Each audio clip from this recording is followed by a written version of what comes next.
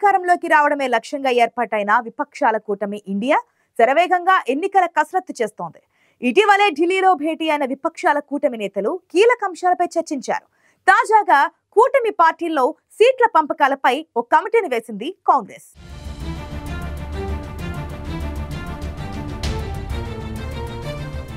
విపక్ష ఇండియా కూటమిలో సీట్ల సర్దుబాటుపై చర్చించేందుకు కాంగ్రెస్ ఏర్పాటు చేసిన కమిటీ అన్ని రాష్ట్రాల నేతలతో 2 రోజుల పాటు సమావేశం కానుంది.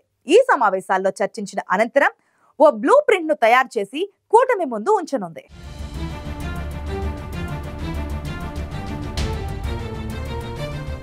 వచ్చే ఏడాది జరగనున్న సార్వత్రిక ఎన్నికల్లో బీజేపీని ఓడించడమే లక్ష్యంగా విపక్ష కూటమి ఇండియా వ్యూహాలు రచిస్తోంది. విపక్షాల కూటమికి ముఖ్యమైన సీట్ల సర్దుబాటుపై చర్చించేందుకు కాంగ్రెస్ ఏర్పాటు చేసిన కమిటీ డిసెంబర్ 30, 31 తేదీల్లో సమావేశం కానుంది.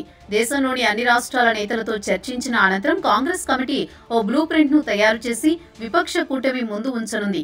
ఇటీవల 5 సభ్యులతో కూడిన కమిటీని ఏర్పాటు చేశారు కాంగ్రెస్ అధ్యక్షుడు మల్లికార్జున ఖర్గే.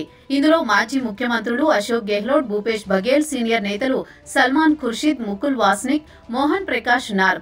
ఈ కమిటీ అన్ని రాష్ట్రాల ఏఐసీసీ రాష్ట్ర ఇన్ఛార్జీలు, పీసీసీ అధ్యక్షులు, సీఎల్పీ నేతలతో 2 రోజుల్లో సమావేశం కానుంది. విపక్షాలతో సీట్ల సర్దుబాటుతో పాటు సార్వత్రిక ఎన్నికల సన్నద్ధతపై కూడా నేతలతో చర్చించనుంది.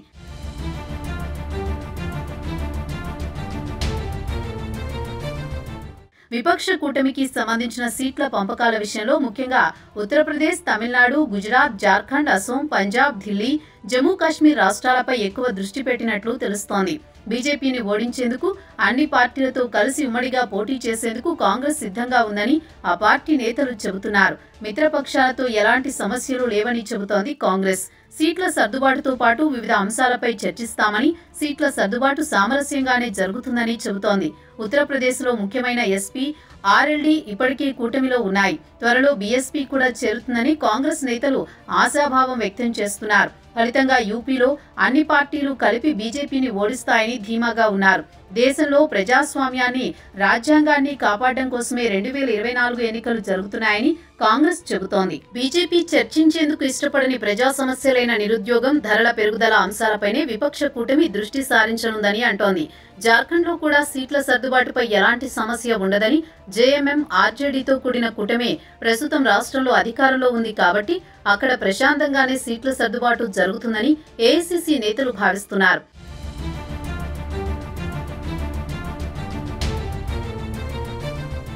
బీహార్లో, జార్ఖండ్ కూడా కూటమి పక్షాలైన జేడీయూ, ఆర్జేడీ, కాంగ్రెస్, వామపక్షాల ప్రభుత్వమే ఉంది కాబట్టి సీట్ల సర్దుబాటు సామరస్యంగానే జరుగుతుందని కాంగ్రెస్ నేతలు భావిస్తున్నారు. కమిటీ సభ్యుడైన మోహన్ ప్రకాష్ బీహార్ ఇన్ఛార్జ్ కావడం వల్ల ఆయన నితీష్, లాలూ ప్రసాద్లతో మాట్లాడి ప్రశాంతంగా సీట్ల సర్దుబాటు జరిగేలా చూస్తారని ధీమా వ్యక్తం చేస్తున్నారు. ఇక మహారాష్ట్రలో సీట్ల సర్దుబాటు పెద్ద సమస్య కాదని తెలుస్తోంది. శివసేన, ఎన్సీపీ, కాంగ్రెస్ కూటమి 2019 నుంచి 2022 వరకు అధికారంలో ఉంది. బీజేపీ, శివసేన, ఎన్సీపీని కూల్చడం వల్ల ప్రభుత్వం కూలిపోయింది. ఎమ్మెల్యేలు, వారితో ఉన్న ప్రజలు ఉద్ధవ్ ఠాక్రే, శరద్ పవార్తోనే ఉన్నారని కాంగ్రెస్ భావిస్తోంది. దీంతో ఆయా రాష్ట్రాల్లో సీట్ల పంపకాల విషయంలో విపక్ష కూటమి పార్టీల మధ్య సయోధ్య కుదిరే అవకాశాలు ఉన్నాయనే సంకేతాలిస్తోంది కాంగ్రెస్.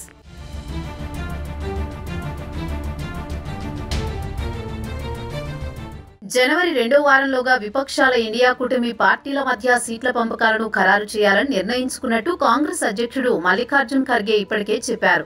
ఇటీవల ఢిల్లీలో 4వసారి విపక్ష కూటమి ఇండియా సమావేశమైంది. ఈ భేటీలో బీజేపీని ఓడించే వ్యూహాలపై చర్చించింది. అంతేకాదు రానున్న ఎన్నికల్లో విపక్ష కూటమి అమలు చేయనున్న వ్యూహాలపై చర్చించారు.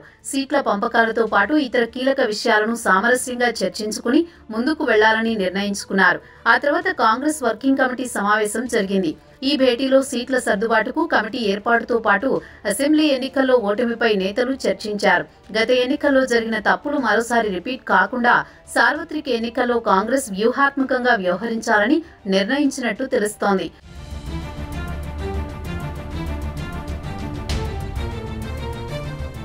విపక్ష కూటమి సీట్ల పంపకాలపై కాంగ్రెస్ కమిటీని ఏర్పాటు చేయడంతో ఆ కమిటీ కసరత్తు చేస్తోంది. అదే సమయంలో కూటమికి మరో సమస్యగా ఉన్న ప్రధాని అభ్యర్థి ఎవరనే విషయంపై కూడా స్పష్టత రావడం లేదు. ఇటీవల ఢిల్లీలో జరిగిన విపక్ష కూటమి భేటీలో కూటమి ప్రధాని అభ్యర్థిగా మల్లికార్జున్ ఖర్గే పేరును మమతా బెనర్జీ ప్రతిపాదించగా ఆ ప్రతిపాదనకు పలువురు కీలక నేతలు సైతం మద్దతు ఇవ్వడం కాస్త చర్చనీయాంశంగా మారింది. అదే సమయంలో నితీష్ కుమార్ ఈ నిర్ణయంపై కాస్త అలకము అనినట్లు వార్తలు వచ్చాయి. అయితే దీనిపై స్పందించిన నితీష్ కుమార్ తాను ప్రధాని పదవి కోసం ప్రయత్నం చేయడం లేదని చెప్పారు. ఇప్పటికే పలుమార్లు నితీష్ కుమార్ తాను ఏ పదవిని ఆశించడం లేదని చెప్పినప్పటికీ ఈ పుకార్లు మాత్రం ఆగడం లేదు. దీంతో ప్రధాని పదవిపై మరోసారి స్పష్టం చేశారు నితీష్ కుమార్.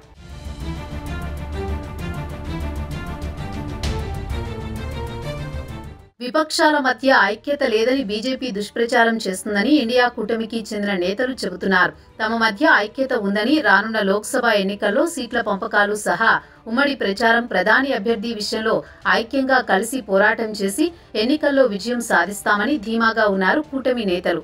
అదే సమయంలో కేంద్రంలో అధికారంలోకి వచ్చే క్రమంలో సీట్ల పంపకాల విషయంలో ఏమైనా చిన్న సమస్యలు తలెత్తినా వాటిని అధిగమించి ఐక్యంగా పనిచేస్తామని కూటమి నేతలు ధీమాగా ఉన్నారు. అయితే సీట్ల పంపకాల విషయంపై స్పష్టత వచ్చాకనే అసలు విషయం తెలుస్తుందనే అభిప్రాయాలు సైతం వ్యక్తమవుతున్నాయి. ఎందుకంటే సీట్లను త్యాగం చేయాల్సిన విషయాల్లో ఆయా పార్టీల వైఖరి ఎలా ఉంటుందన్నదే ఇప్పుడు ఆసక్తికరంగా మారింది. ఏదేమైనా కేంద్రంలో అధికారంలోకి వచ్చేందుకు విపక్ష కూటమి నేతలు పావులు కదుపుతుండడం కాస్త చర్చనీయాంశంగా మారింది.